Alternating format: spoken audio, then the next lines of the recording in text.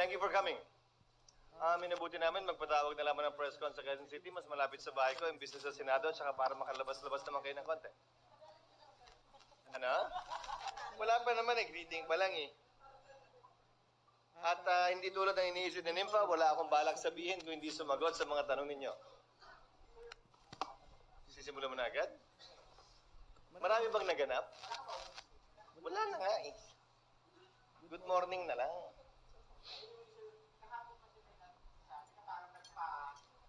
Parang inayos daw yung session hall na parang impeachment trial.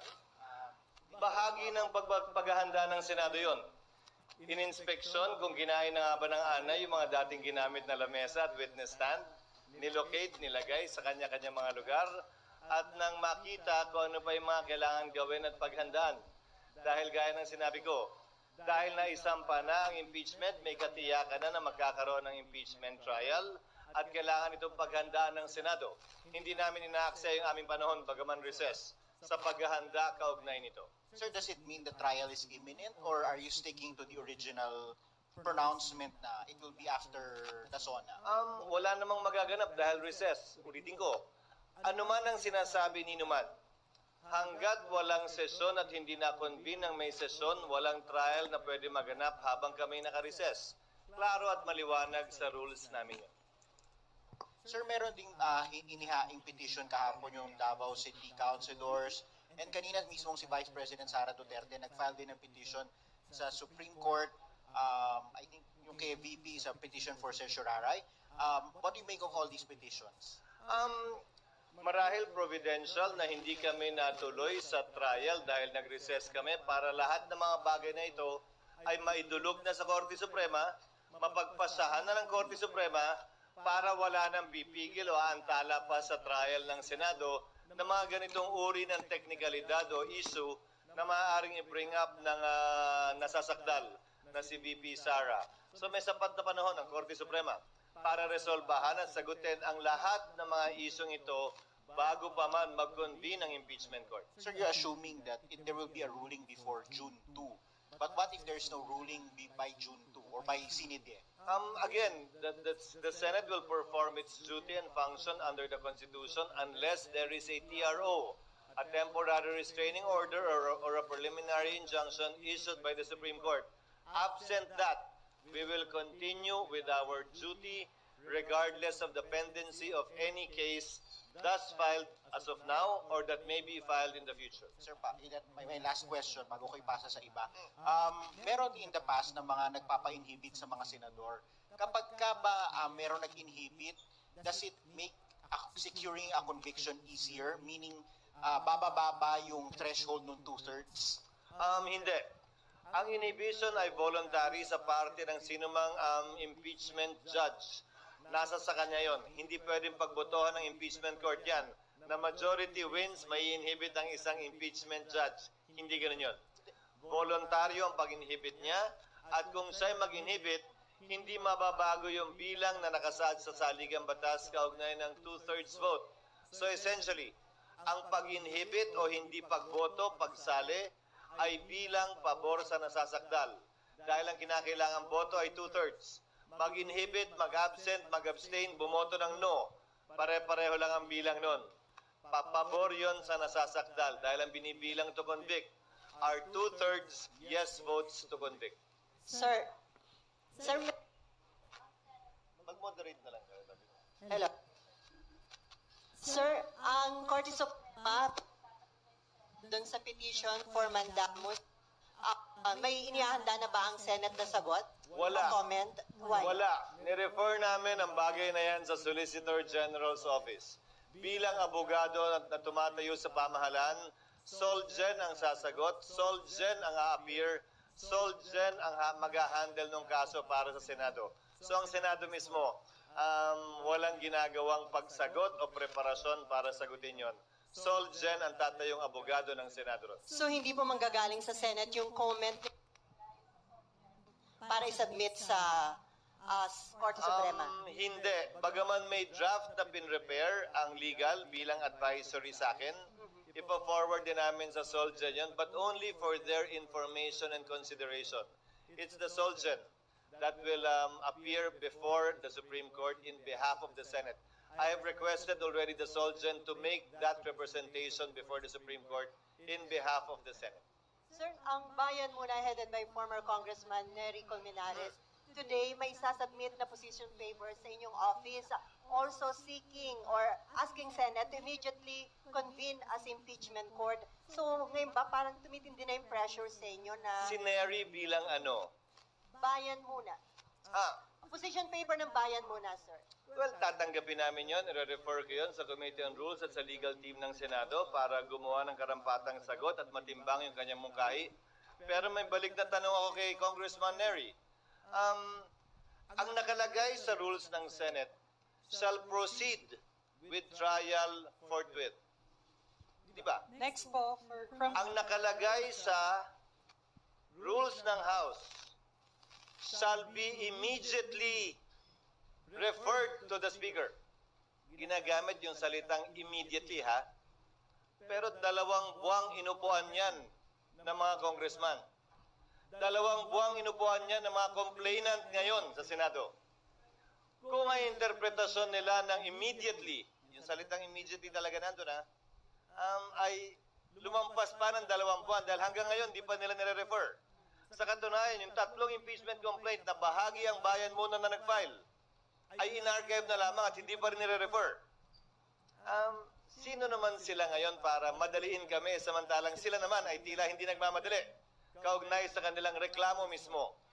Dagdag pa, gaya ng sinabi ko, hindi namin pwedeng ma-refer na yan at ma-convene yung court nang walang sesyon ng Senado. Sir, Pero i-refer namin yun sa aming mga legal teams para makonsidera yung kanilang mga suggestion. Last na lang, sir. Kasama doon sa kanilang position paper, yung gamitin nyo na lang daw yung na-approve at na-publish na impeachment rules ng 19 Congress. Pwede naman talaga namin gamitin yon at isa yon sa pinag-aaralan namin. Dahil pag may binago kami sa rules na makakaapekto sa substantive rights ng kasalukuyang nasasakdal na si VP Sara, baka magreklamo na naman siya na, uy, binago lang talaga to para sa akin. Sadyang para patamaan ako, gamitin laban sa akin. So isa yun sa konsiderasyon sa pagbabago namin ng rules. Na ang babaguhin namin ay yung mga dapat baguhin na hindi naman makakaapekto sa kasalukuyang mga karapatan ni Vice President Duterte. So iko-considera po namin yon. Pero ulitin ko, old rules man o new rules, kailangan may sesyon ang Senado, kailangan may sesyon ng Kongreso bago kami makapag-convene ng impeachment court. Bilang huling sagot sa katanungan mo, may pressure ba sa akin? Wala. Dahil tulad ng sinabi ko sa inyo, unang araw pala ng pagkakasampa ng impeachment. Sino mang pabor sa impeachment o tutol sa impeachment, hindi matimbang ang opinion para sa akin. Dahil patas, parehas at pantay namin tatratuhin itong impeachment at kasong ito nang walang pinapaboran, walang tinititigan, walang tinitignan lamang. next from PTV4, then Marlon. Parang boljak yung mga mic nyo. Clau, yung mic. Hello, good morning, sir. Yes. Sabi rin po ni Congressman Colmenares, under the Senate rules, pwede na raw po kayong gumawa ng preliminary action like sending a copy of the impeachment complaint to VP Sara Duterte and giving her 10 days to reply. Personally, I tend to agree with Congressman Nery Colmenares. However, prudence is the better part of valor. Hindi siya klarong nakalagay sa rules at isa yan sa pinag-aaralan naming iklaro sa rules. Nando naman na yan, hindi yan karagdagang kapangyarihan, ikaklaro lang. Para yan ang magawa namin sa recess dahil 2 linggo lamang ang sesyon ng Senado pag-resume namin sa June 2 at saka dahil may mga senador na mag-expire ang term sa June 30. Sir, once the impeachment trial proceeds, as Senate President, sir, do you have an instruction to your fellow senators na mag-refrain muna on commenting on the impeachment issue since magsaserve sila as senator judges? Mula nung na-file yung impeachment, nanawagan na ako at nagbigay na ako ng hudyat sa mga miyembro ng Senado. Isabay na natin yung mga tumatakbo sa Senado ngayon.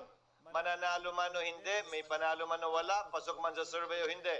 dahil hindi naman natin alam ang kapalaran kaugnay sa resulta ng halalan.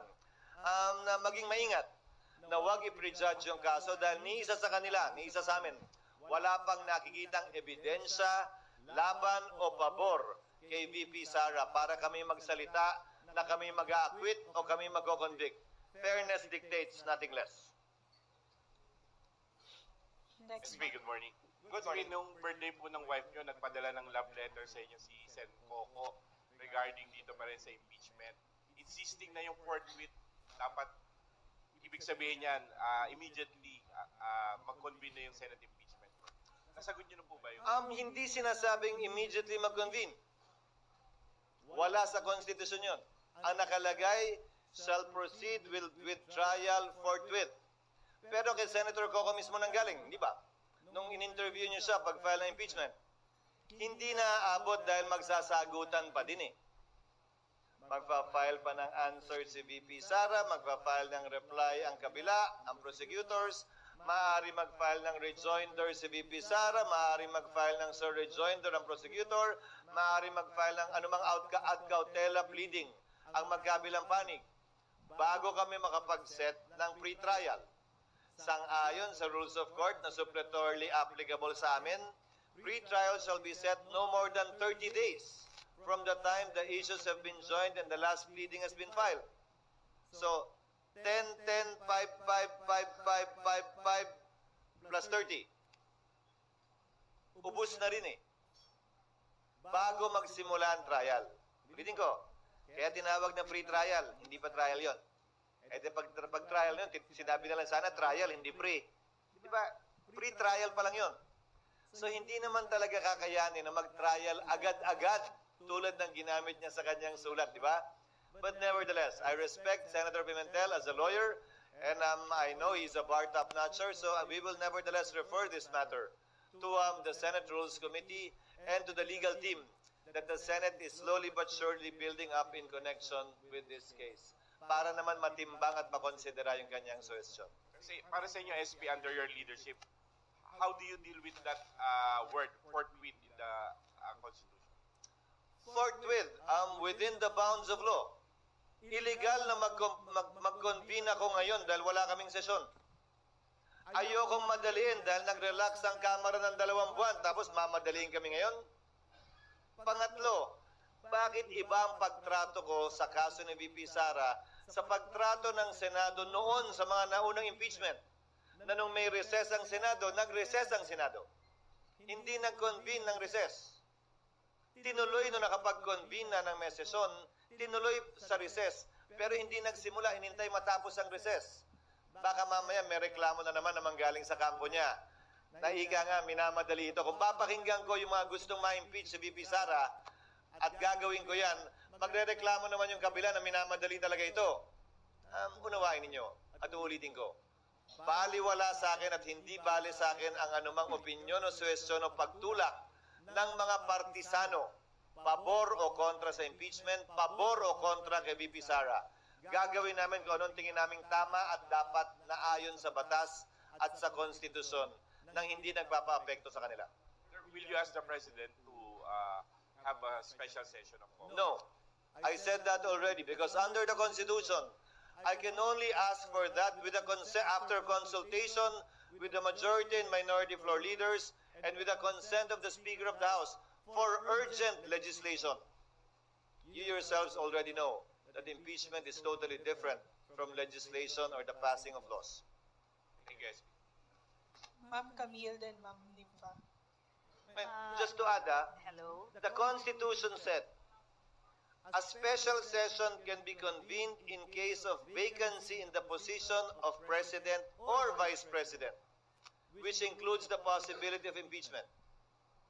But still, the framers did not say that the Senate President can can ask for a special session for the purpose of conducting an impeachment trial. That was clearly excluded by the framers of the Constitution, knowing fully well that that situation is possible.